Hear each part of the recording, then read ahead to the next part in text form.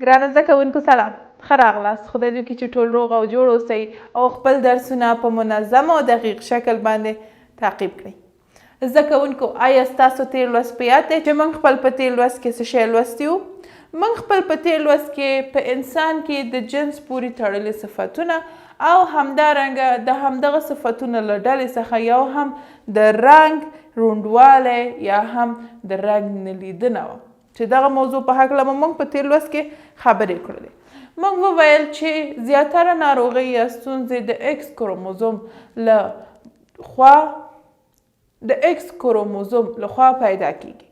نو د دغو ستونزو له ډلې څخه مو دوه ستونزې نوم واخیستل چې یو روڼوالی او بل هیموفیلي وه. موږ وویل چې د رنګ روڼوالی زیاتره په نارینهو کې موجود وي او په خاصه توګه دوی نشي کولی چې سور او شین رنګ په سمه یا واضحه توګه وګوري.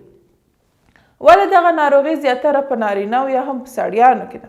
د دې لپاره چې د نارینهو کروموزوم ایکس وای ده، یعنی یو ایکس لري او یو وای لري او همدغه د رنګ روڼوالی هم ایکس کروموزوم پورې اړه لري. که چیرې د ایکس کروموزوم د دوی ستونزه پیدا کړي نو وای کروموزوم نشي کولی چې د ایکس د کروموزوم دنده سرته ورسوي. نو همدې لپاره دغه ناروغي زیاتره په نارینهو کې وي او په ښځینهو کې دومره نه لیدل کیږي، ځکه چې د ښځینهو کروموزومونه ایکس ده. که یو ایکس ستونزه پیدا کړي نو بل ایکس کروموزوم کولی شي د هغې دنده سرته ورسوي.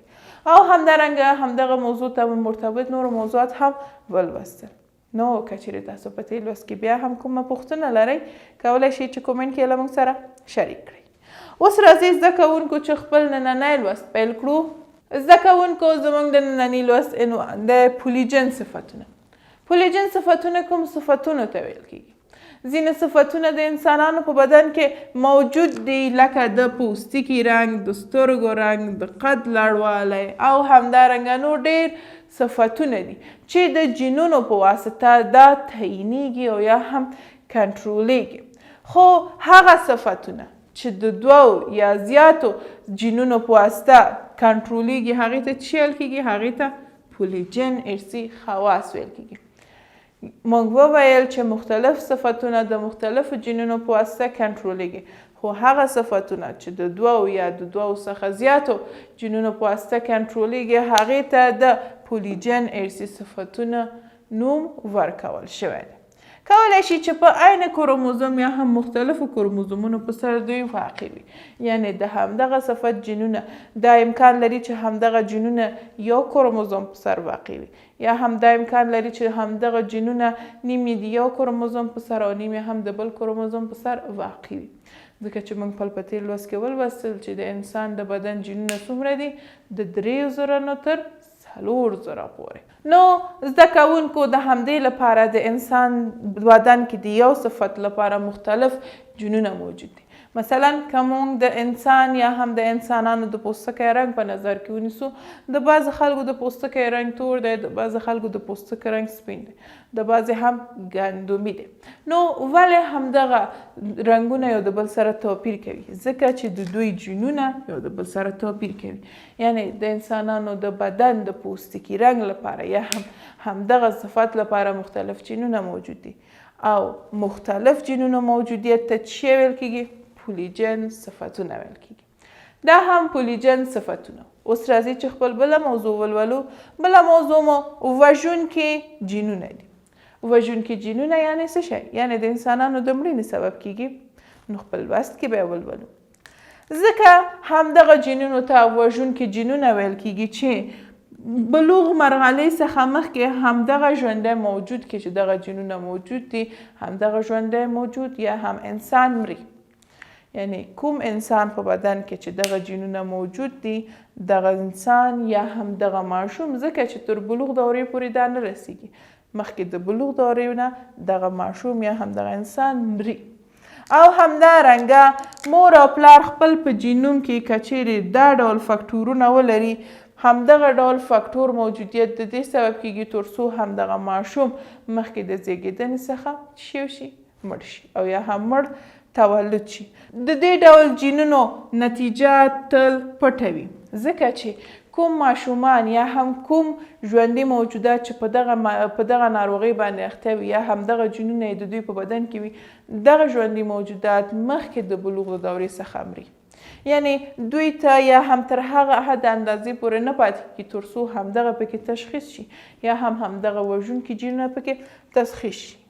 مثلا لور ته ورته د وینې کموالي الیلونه او همدارنګه هوموزایګوس حالت د ژوندي موجود د مرګ سبب کیږي چې همدغه لور ته ورته د وینې کموالی د وژونکي جینونو له ډلې څخه شمیرل شوي دي. دا هم وژونکي جینونه و زده کوونکو. اوس راځو خپل بلې موضوع ته. زموږ د ننني لوست بله موضوع وراثت او چاپیریال دی. موږ وراثت وپېژندل چې څه شي ته ویل کېږي، چاپیریال خو هم پېژنو چې څه شی دی. اوس راځو دا لولو چې آیا وراثت زموږ په چاپیریال باندې هم کوم اغېزه کوي او که نه. چاپیریال کې چې کوم ژوندي موجودات دي دوی د ډېر صفتونو درلودونکي دي او همدغه چاپیریال د ژوندیو موجوداتو باندې اغېزه لري، کله مثبت اغېزه او کله هم منفي اغېزه او د بدلونونو سبب کیږي ژوندیو موجوداتو په بدن کې. همدارنګه هغه صفتونه چې د چاپیریال د اغېزو په واسطه بدلون کوي هغه صفتونه ارثي صفتونه نه دي بلکې هغه کسبي صفتونه دي چې په کسبي ډول انسان ترلاسه کړي دي. د همغه اغېزې په اثر دا چې کوي دا بدلون کوي.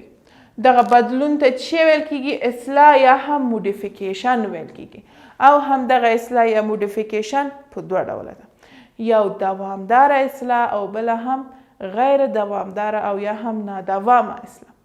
دوامداره اصلاح ته چې ویل کېږي کانټینوس موډیفیکیشن ویل کېږي او نادوامه یا هم غیر دوامداره اصلاح ته ډیسکانټینوس موډیفیکیشن ویل کېږي.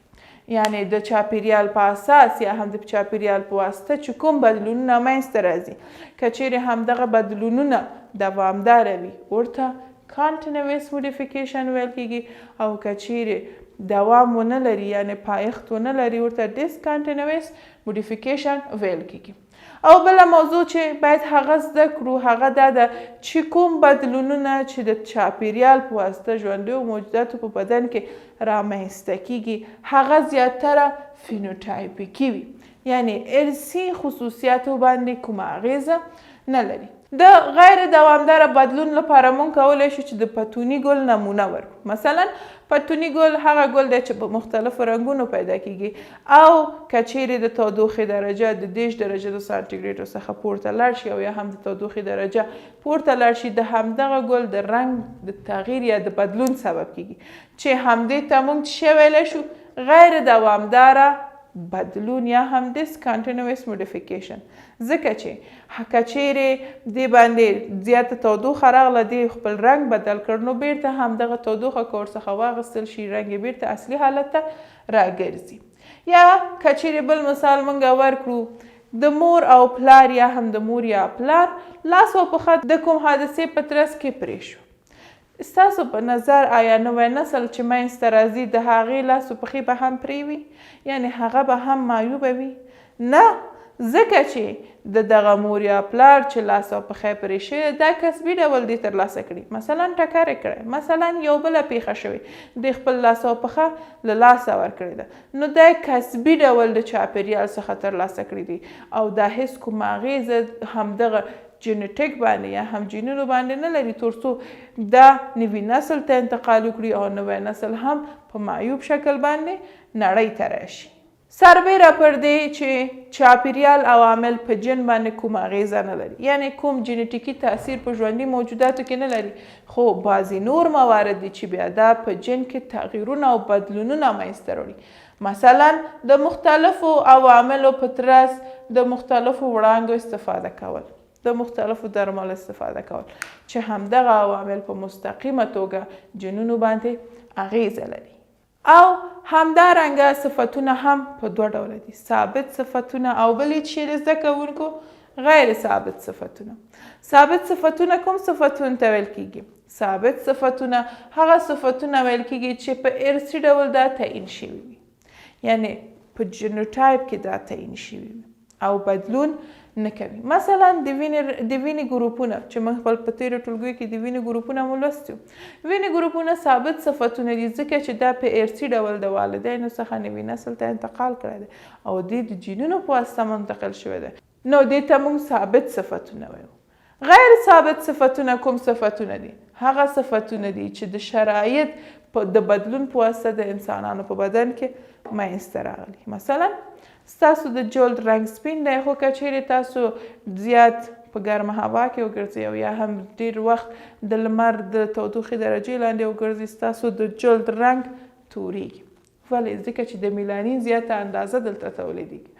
نو که چیرې نوی نسل ستاسو څخه نړۍ ته راشي همغه نوی نسل د جلد رنګ به یې سپین وي، ګندمي یا تور نه دی، ځکه چې تاسو هم دغه د جلد رنګ چې کسب کړی یا هم ترلاسه کړی دا هم په کسبي ډول د چاپیریال څخه ترلاسه کړی، نو دا کومه اغیزه په راتلونکي نسل باندې نه لري.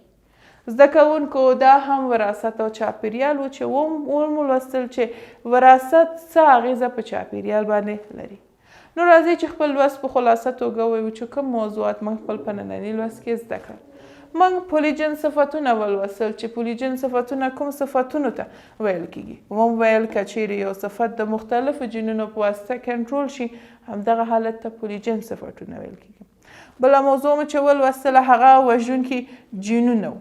ولې دغه جینونو ته وژونکي جینونه ویل کیږي؟ ځکه چې د دغه جینونو موجودیت د دې سبب کیږي تر څو نوی نسل مخکې د دې چې د بلوغ مرحلې ته ورسیږي مري او یا هم له منځه ځي. او بله موضوع وراثت او چاپیریال و چې موږ دا ولوستل چې وراثت څومره اغیزه په چاپیریال باندې لري. چاپیریال یا طبیعت یوازې د ژوندیو موجوداتو په فینوټایپ باندې اغیزه لري، په جینوټایپ یا هم په ارثي عواملو باندې کومه اغیزه نه لري. نو زده کوونکو دا زموږ د ننني لوست موضوعات. مطمئنه یم چې نننی لوست مو په سمه توګه زده کړی دی ځکه چې زموږ د ننني لوست موضوع ډېره خوندوره او په زړه پورې وه. نو ستاسو کورنۍ دنده څه شی ده؟ زده کوونکو ستاسو کورنۍ دنده دا ده چې زموږ څپرکی پای ته ورسېدل د څپرکي لنډیز یو ځل د ځان سره ولولئ او همدارنګه د څپرکي د لنډیز پوښتنې هم حل کړئ. نو زموږ نننی لوست همدلته پای ته ورسېدل. که چیرې تاسو بیا هم په ننني لوست کې کومه ستونزه درلود کولی شئ چې کومنټ کې له موږ سره شریک کړئ. همدارنګه تاسو کولی شئ چې د کتاب سافت زموږ د ویډیو د ډسکرپشن څخه ډاونلوډ کړئ. تر بیا ښې چارې.